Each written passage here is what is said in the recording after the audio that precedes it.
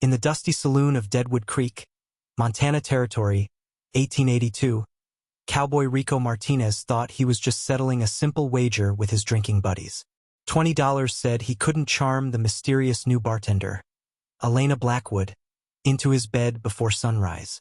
What started as drunken bravado would end with Rico waking up unable to move his legs.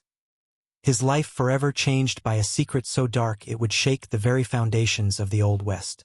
This is the true story of how one night of passion became a nightmare that would haunt two souls across the untamed frontier.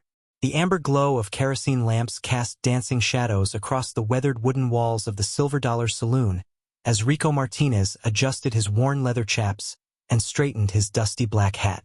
At 28 years old, Rico had earned his reputation as one of the finest cattle drivers in all of Montana Territory, leading herds from the sprawling ranches near Billings all the way to the railroad towns of Dakota. His sun-weathered face bore the marks of countless days under the prairie sun, and his calloused hands told stories of rope burns and hard work that had made him a wealthy man by frontier standards. That particular evening in late September, the saloon buzzed with the usual collection of cowboys, miners, and drifters who called Deadwood Creek home. The town sat nestled in a valley between rolling hills dotted with pine trees, where the Montana wind carried the scent of sage and the promise of winter snow. Rico had ridden in that afternoon with his crew after successfully delivering 200 head of cattle to the mining camps up north, his saddlebags heavy with silver dollars and his throat dry from 2 weeks on the trail. Elena Blackwood had been working behind the bar for only 3 days, but already she had become the talk of every man in town.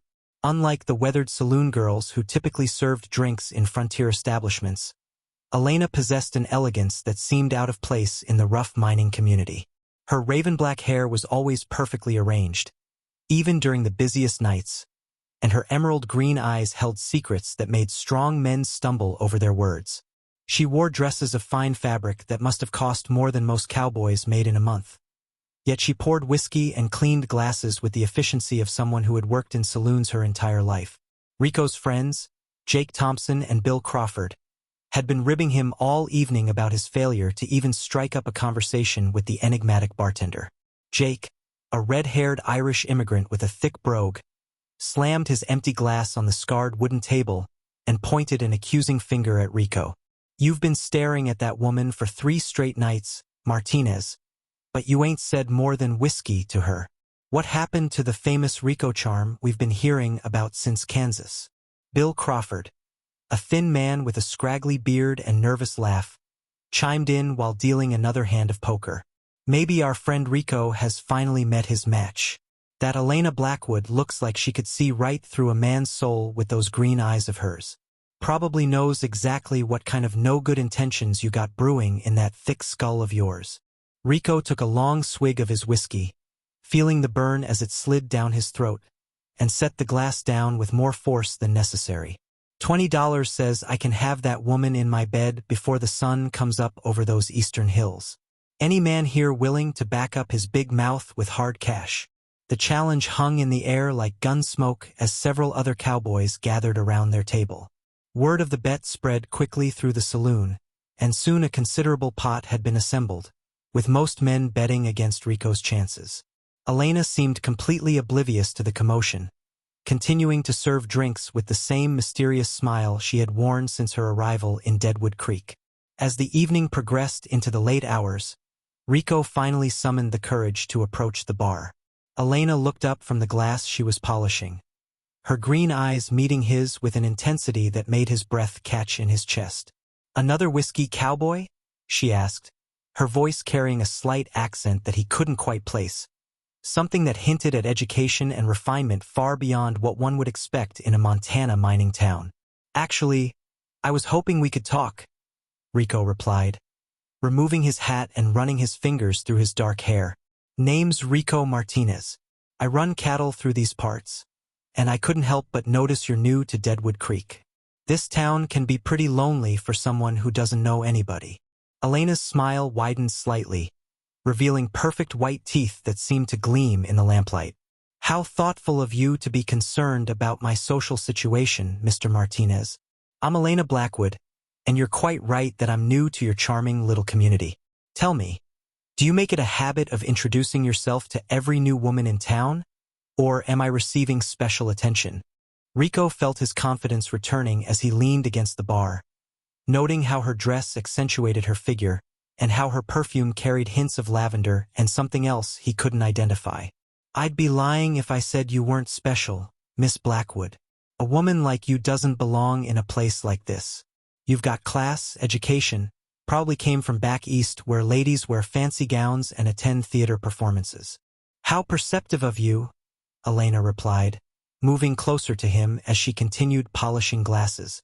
I did indeed come from Boston, though my journey to Montana wasn't exactly planned. Sometimes life takes unexpected turns, and we find ourselves in places we never imagined we'd be. What Rico didn't know was that Elena Blackwood wasn't just running from her past. She was running from a secret so dangerous that powerful men had placed a bounty on her head. As he continued their flirtation, completely unaware that his life was about to change forever, Elena was making calculations of her own. She had recognized Rico the moment he walked into the saloon 3 days earlier, though she was certain he had never seen her before. His reputation as a successful cattle driver made him exactly the kind of man she needed, but what she was about to do would haunt her for the rest of her days. The conversation between Rico and Elena continued well past midnight, with the cowboy finding himself increasingly captivated by her intelligence and wit. She spoke knowledgeably about books, politics, and world events in a way that impressed him far more than her physical beauty. When she mentioned that she had been reading about the cattle industry and the challenges facing ranchers in the changing West, Rico found himself sharing details about his business that he rarely discussed with anyone. You know, Mr. Martinez, Elena said as she cleaned the last of the glasses, I've been thinking about making some investments in cattle operations. A woman needs to plan for her future, especially out here where opportunities for ladies are somewhat limited. Perhaps you could show me some of your operations sometime. Rico's heart raced as he realized the evening was progressing better than he had dared hope. I'd be honored to show you my ranch, Miss Blackwood. It's about 5 miles south of town, right up against the foothills where the grass grows thick and the water runs clean. Some of the finest grazing land in all of Montana Territory. As the saloon began to empty and the other patrons headed home or to their rooms above the establishment, Elena suggested they continue their conversation in her private quarters behind the bar. Rico's friends exchanged knowing glances as he followed the elegant woman through a curtained doorway, apparently on his way to winning the bet that had seemed impossible just hours earlier. Elena's room was surprisingly well appointed for frontier accommodations, with a real bed instead of a simple cot, a wooden dresser with an actual mirror, and curtains on the single window that looked out toward the eastern hills. Books were stacked on a small table, and Rico noticed titles by authors he had heard of but never read. The room smelled of lavender and leather, with an underlying scent that reminded him of medicine or chemicals, though he was too distracted by Elena's presence to give it much thought. Would you like some wine, Mr. Martinez? Elena asked, producing a bottle and 2 glasses from her dresser. I brought this with me from Boston. It's much finer than anything you'll find in the saloon. Rico accepted the glass gratefully, noting that the wine was indeed superior to anything he had tasted in Montana. Elena sat beside him on the edge of the bed, her green eyes reflecting the candlelight as she asked him more questions about his cattle operation, his plans for expansion, and his financial situation. In his slightly intoxicated state, Rico found himself being unusually open about his business dealings, including the substantial sum of money he kept in the Deadwood Creek Bank and his plans to purchase additional grazing land the following spring. What happened next would be seared into Rico's memory for the rest of his life, though the details would always remain somewhat hazy. Elena moved closer to him, her perfume becoming more intoxicating as she placed her hand on his chest. The wine seemed to be affecting him more strongly than expected, making his thoughts fuzzy and his reactions slower than usual. When Elena leaned in to kiss him, Rico felt as though he was moving through thick molasses, his usual quick reflexes dulled by whatever was in that Boston wine. The intimacy that followed was unlike anything Rico had ever experienced, passionate and intense but also strangely dreamlike, as if he was watching events unfold from outside his own body. Elena seemed to be studying his face throughout their encounter, her green eyes never leaving his even in the most intimate moments. There was something calculating in her gaze that should have worried him, but the wine had made him too drowsy to properly process what he was seeing. Rico's last clear memory of that night was Elena whispering something in his ear, words he couldn't quite understand due to his increasingly foggy mental state. Her voice seemed to be coming from very far away, and he had the strange sensation of falling even though he knew he was lying on the bed. The candlelight grew dimmer and dimmer until everything faded to black, leaving him in a dreamless sleep deeper than any he had ever known.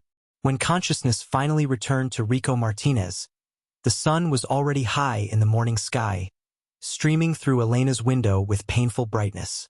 He tried to sit up and immediately realized something was terribly wrong. His legs felt strange, distant somehow, as if they belonged to someone else.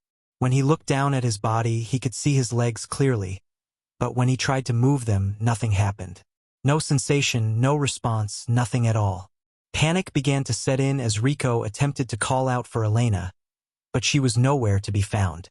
The room looked exactly as it had the night before, except that Elena's personal belongings were gone.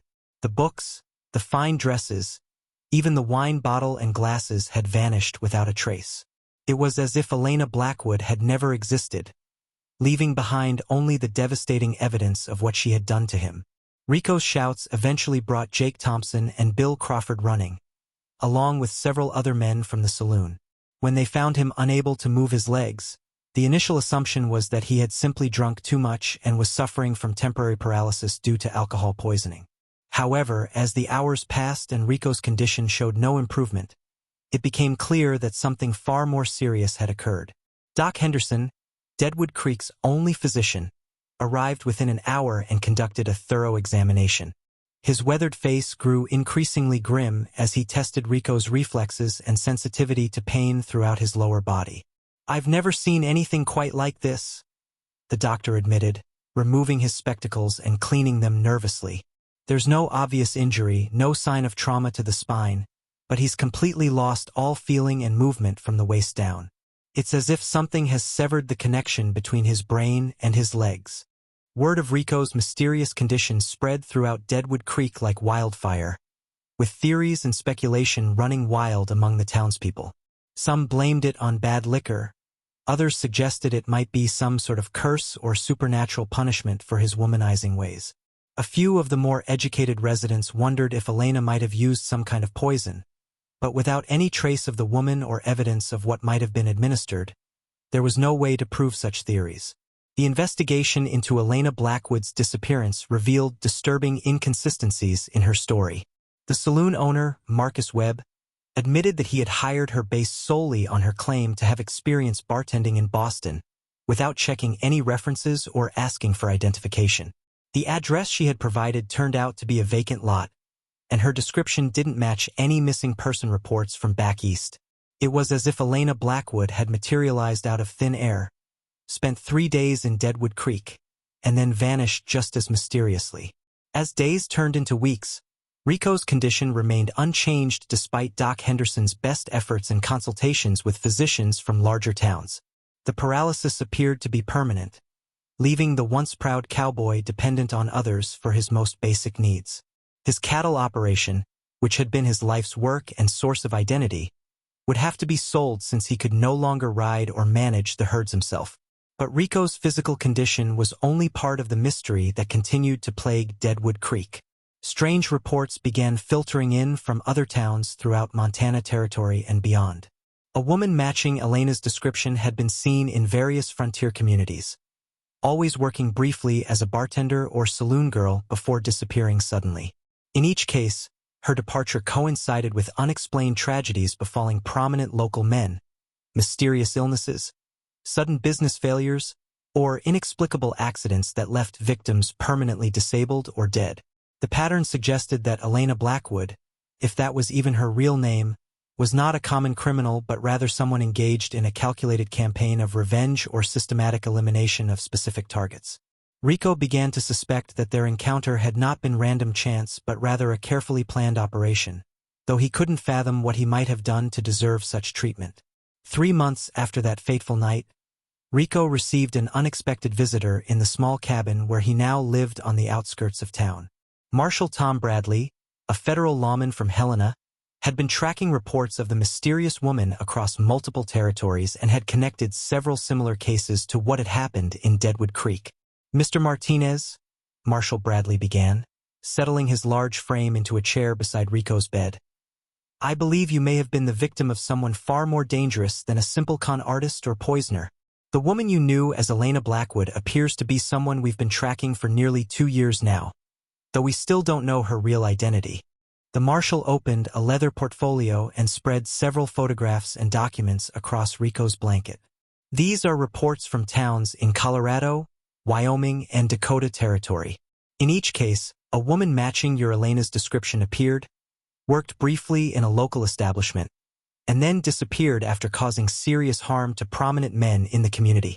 We believe she's working her way through a specific list of targets, though we haven't been able to determine what connects all the victims."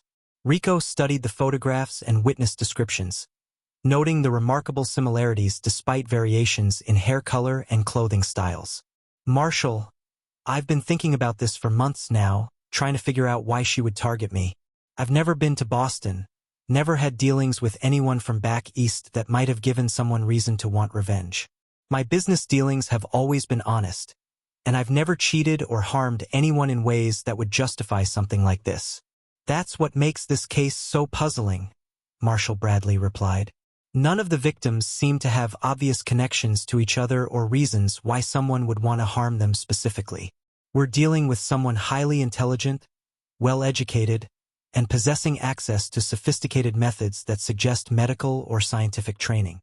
The marshal leaned forward, his expression growing more serious. "Mr. Martinez, I need to ask you some difficult questions about your past. Think carefully about any connections you might have to military service, government work, mining operations, or railroad companies. This woman appears to be targeting men who were involved in specific activities, though we haven't yet identified the common thread." Rico spent the following days racking his memory for any possible connection that might explain why Elena had chosen him as a target. He thought about his childhood in Texas, his early years working on various ranches, his cattle-driving career, and every business dealing he had ever made. Nothing seemed significant enough to justify the systematic destruction of his life and livelihood. It wasn't until a month later that Rico remembered something that might be relevant. During a conversation with his old friend Jake Thompson, who had been helping manage what remained of Rico's financial affairs, he mentioned an incident from nearly 10 years earlier that he had almost completely forgotten. "Jake, you remember back in '73 when I was working for the Triple Bar Ranch down near the Wyoming border? There was that trouble with the Arapaho tribe that had been displaced from their traditional hunting grounds by the railroad construction." Jake nodded slowly, his red beard catching the afternoon sunlight streaming through the cabin window. "Yeah, I remember you telling me about that. Wasn't there some kind of confrontation where several Indians were killed?" "That's right," Rico continued, the details gradually coming back to him. "The ranch owner, Colonel Marcus Whitman, had hired a bunch of us cowboys to help protect his property from what he called hostile raiders. We were told the Indians were stealing cattle and threatening to attack the ranch house. There was a fight near the river, and when it was over, about a dozen Arapaho were dead, including their chief and several women and children." The memory was painful for Rico to revisit, as he had always felt uncomfortable about his role in the incident. At the time, he had been young and eager to please his employer, following orders without questioning the morality or legality of their actions. It was only later that he learned the Arapaho had been peaceful and were simply trying to cross through land that had traditionally belonged to their tribe.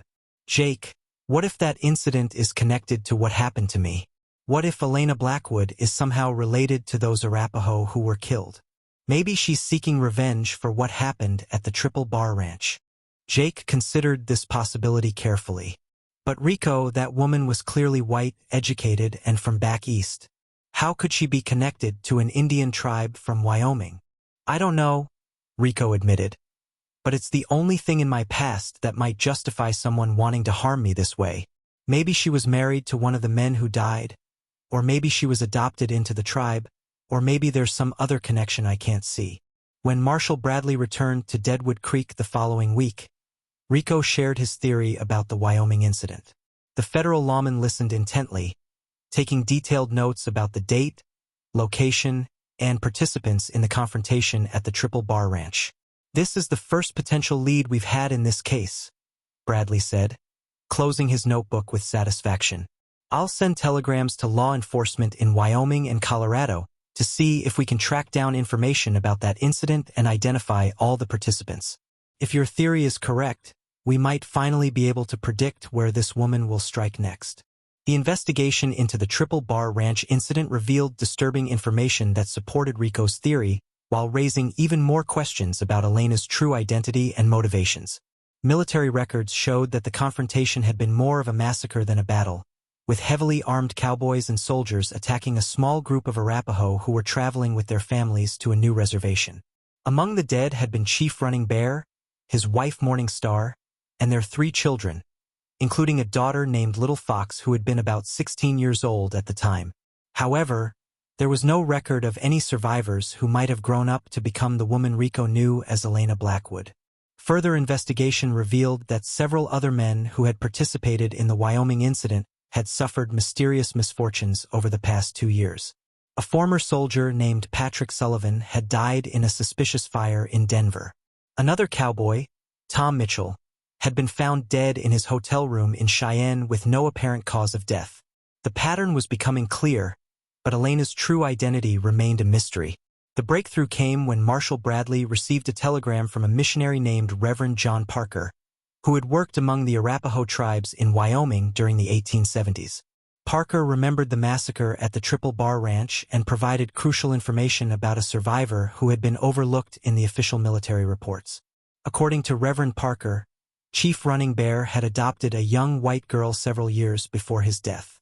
The girl, who had been captured during an attack on a wagon train when she was about 8 years old, had been raised as an Arapaho and considered Morning Star to be her mother and Running Bear to be her father. At the time of the massacre, she would have been about 14 years old and might have escaped the violence by hiding in the brush along the river. Her Indian name was Little Fox, the Reverend's telegram explained, but her white name was Elizabeth Blackwood. She was incredibly intelligent and had learned to read and write from a previous missionary. After the massacre, she disappeared completely, and we assume she had died from exposure or been taken by wild animals. The pieces of the puzzle were finally falling into place. Elizabeth Blackwood had survived the massacre that killed her adoptive family, and had spent the intervening years preparing for an elaborate campaign of revenge against every man who had participated in their deaths. Her years of planning had included acquiring education, learning about poisons and medicines, and developing the sophisticated methods she used to track and eliminate her targets. Rico felt a mixture of understanding and horror as he contemplated what Elena had endured and what had driven her to seek such terrible revenge. While he could not condone her methods, he began to comprehend the depth of pain and loss that had motivated her actions. The massacre at the Triple Bar Ranch had destroyed not just the Arapaho victims but had also created a vengeful enemy who would spend her life making their killers pay for their crimes. Armed with Elena's true identity and probable motivations, Marshall Bradley was able to predict her next likely targets and began coordinating with law enforcement across the Western Territories to apprehend her before she could strike again. However, Elizabeth Blackwood had proven to be exceptionally clever and elusive, always staying one step ahead of her pursuers while methodically working through her list of marked men. As winter settled over Deadwood Creek and Rico adapted to his new life as a permanent invalid, he found himself thinking often about the young Arapaho girl who had lost everything at the Triple Bar Ranch. He wondered if there might have been some way to make amends for his participation in that long-ago violence, some path toward reconciliation that didn't require the destruction of so many lives. The story of Cowboy Rico Martinez and the mysterious Elena Blackwood became legend throughout the Montana Territory, a cautionary tale about the long reach of justice and the terrible consequences of violence against innocent people. Rico lived for many more years in his small cabin, supported by friends and former associates who remembered his kindness and generosity in better times. Elizabeth Blackwood was never captured, though reports of her activities gradually ceased as the list of men from the Triple Bar Ranch incident grew shorter. Some said she had finally achieved her revenge and disappeared into anonymity somewhere in the vast American West. Others believed she had met her own violent end, perhaps at the hands of one of her intended victims who had been better prepared than Rico Martinez. Whatever her ultimate fate, Elizabeth Blackwood had succeeded in her mission of making the survivors of the Wyoming massacre pay for their crimes, leaving behind a trail of ruined lives and a mystery that would intrigue lawmen and storytellers for generations to come. Her story served as a reminder that in the untamed frontier of the American West, justice sometimes came in forms that civilized society could neither predict nor control. The tale of that September night in 1882 would be retold countless times in the saloons and campfires of the Old West, a story of passion, revenge, and the terrible price of violence that echoed across the generations of America's frontier history.